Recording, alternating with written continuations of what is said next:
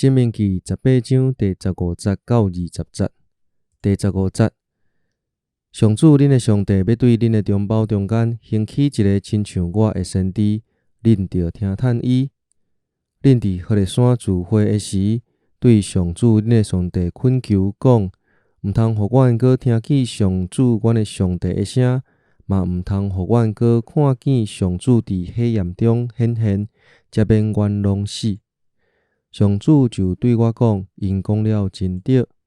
我要伫因同胞中间兴起一个亲像你的先知，我要将我的话交代伊，伊要将我的命令传达互人民。伊奉我的名传达的话，人若毋听，我要甲伊刑罚。毋过先知若大主大意，用我的名讲我无命令伊讲的话，也是奉别个神明的名讲话，迄个先知着死。